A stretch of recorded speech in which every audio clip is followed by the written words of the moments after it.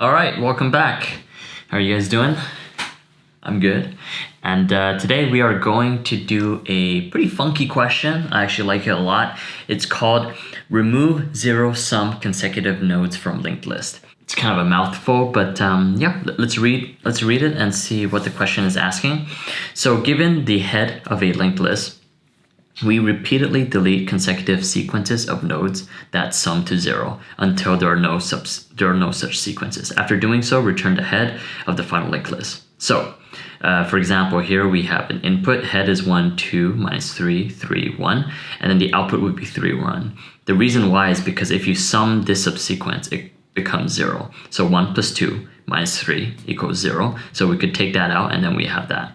And then note that even if you do this, you take these two out, because minus 3 plus 3 is 0, it still gives you the good answer, which is cool. So it means like we don't need to, there's no order necessary.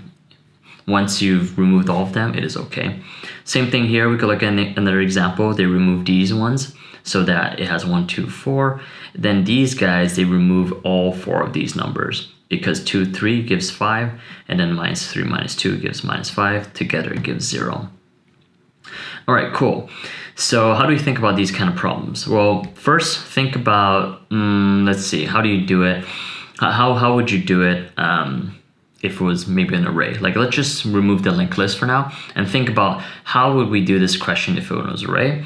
And then once we solve this, we could transform it into a linked list. All right, let's look at the iPad real quick. And then we'll take the first example, which is minus 1, 2, minus 3, 3, 1. So imagine if this was an array, or just you intuitively, how would you, what would be your algorithm to remove those numbers? Well, there's one thing that we know is that there's usually when we want to remove these things or see if a subsequence sums to whatever, to XYZ, a very useful technique is to have a prefix sum array. So imagine if I have this here. I have 1, and then because I have a prefix sum, it's 1 plus 2. So here becomes 3. And then now 3 minus 3, so this turns into 0.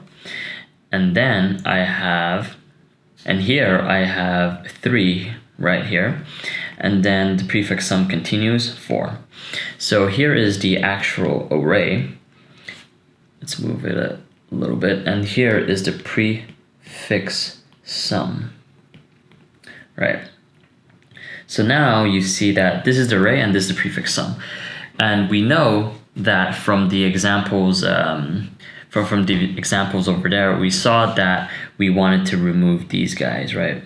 I might put in red. These guys. And then what we can do is we realize that once it gets to 0, once you see this number 0, it means you could remove everything, right? Because prefix sum, that's exactly what it is. Prefix sum means you've summed up all of that and it becomes 0. So obviously you could remove it. So that means I can remove these guys. If you see a 0, you can remove it, right? But there are other cases where it's not so smooth that it just ends up 0. So let's just do another example to make it more clear. But here, as you can see, once it becomes 0, we can remove this, right? And I'm gonna put a little note here. You might not understand why, but I'll just make a note that before the array even starts, the prefix sum was 0, okay? I'm gonna give you a little foreshadowing here. Okay, cool. So now let's do another example. So what would the prefix sum be here?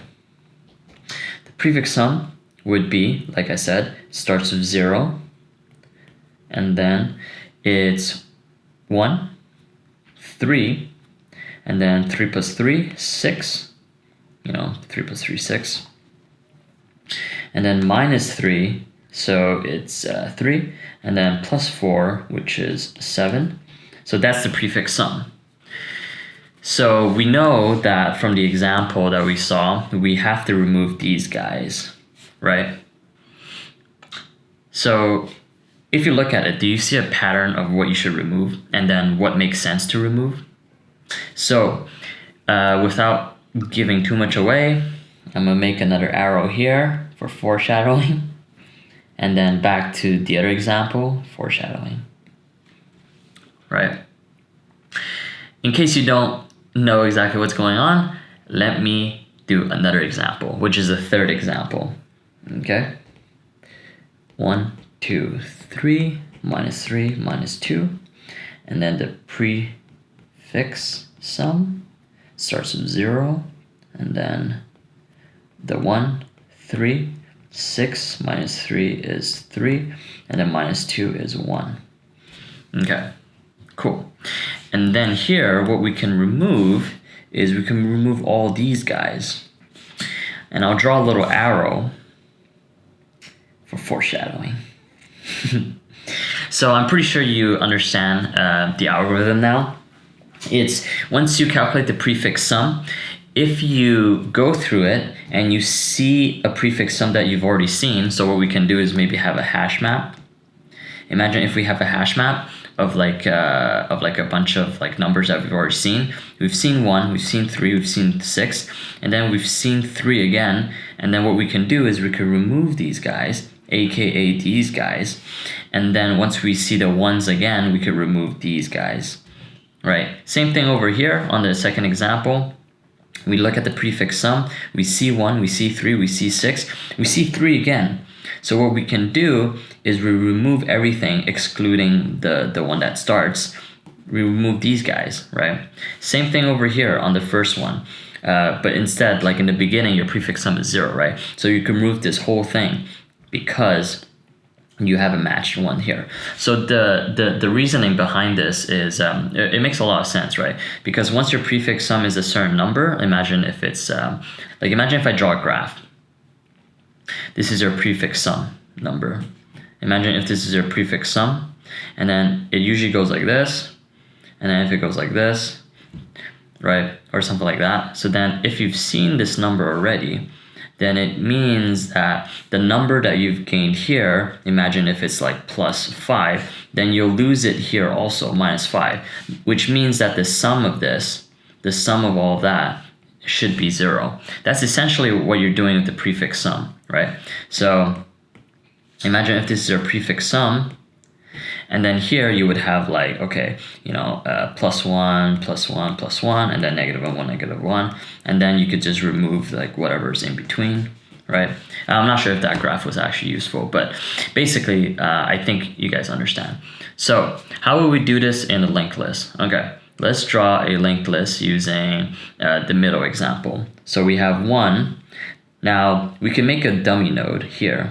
Dummy nodes are useful so that in case your head changes, then your dummy node can just point to another head. So yeah, so then your dummy node, let's just say that its number is actually 0. Why? Because like I said, it actually starts at 0. So here's the head, here's the dummy, and then we got 2, 3, minus 3, and then 4.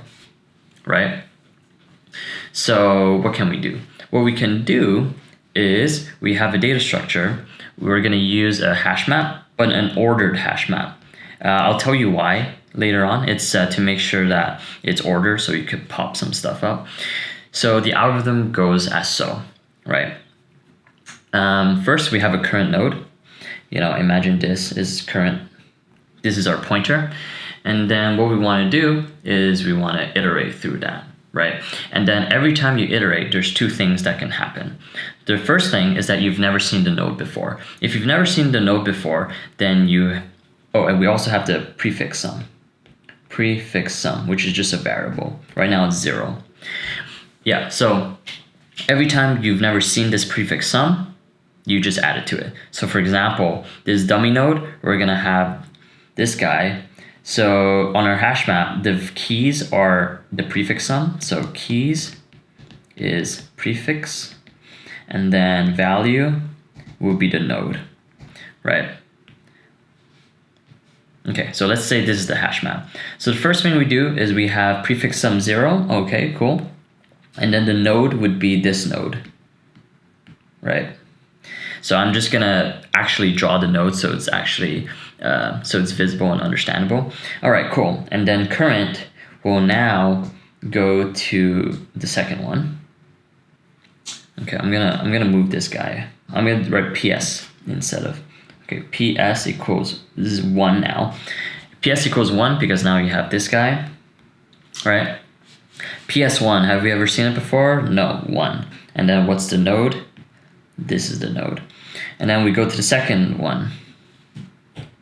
Yeah, I'm gonna go a little bit quicker because you know, my mind is going faster. My explanation is faster than me drawing it. So here, PS would be 3, so you have 3, 2. And then once you go here, PS becomes 6, 6, 3. And then, let me just erase this real quick. And then next you have -3. And then the PS becomes 3. So what happens then? Okay, so now what we see is, okay, let me clean this up a little bit. PS equals 3, and current is right here. Current is right here. PS equals 3. And 3, we've seen a match, right? We see a match. Boom. And then this is the match. All right, so what we have to do is we have to point this as the node because this is the node that we found. And what you want to do is you want to delete everything that is here, right? Kind of like what we did with the arrays. So how do you do that? So what you do is you just do node equals to current dot next because this is basically current dot next, right? And yeah, and that's pretty much it. So, but there's one thing that you forgot is, yes, if you put the arrow to here, it's totally fine because now your linked list goes like this and it skips all of these guys. But you forgot that sometimes there's a case where imagine if we've seen this guy. This guy had the PS of 6, right? But now these nodes are no longer here. So even in the future, if you encounter another 6, you have to remove that. So what we do is on our hash map, the reason why we want it ordered, so it's going to be an ordered dictionary in Python, is so that you could remove everything that is after the target node. So you remove these guys because these are all the prefix nodes that you've had, right? And then let's just finish it. And then we see 4 becomes 7. And then 7 is 4, and then when current becomes null, then you just don't have it anymore, right? And then that's pretty much it. Yeah, so then that's how you do it. Cool. So let's see what that looks like in code. So remember what we said? We have a current node that keeps iterating. We have a dummy node, and then we'll make those equal in the beginning of the same one. So we're gonna create a dummy node which has the value 0. And then dummy will point to head because that's how we initialize it. That's how we point at it. And then we have a variable called prefix. First, it starts at 0. And then we have a hash map. Let's call it scene because these are all the scene prefixes. Collections, ordered dictionary. All right, cool. So we do this all the time while our current pointer is still alive, aka it's still pointing to nodes and not null. Okay, cool.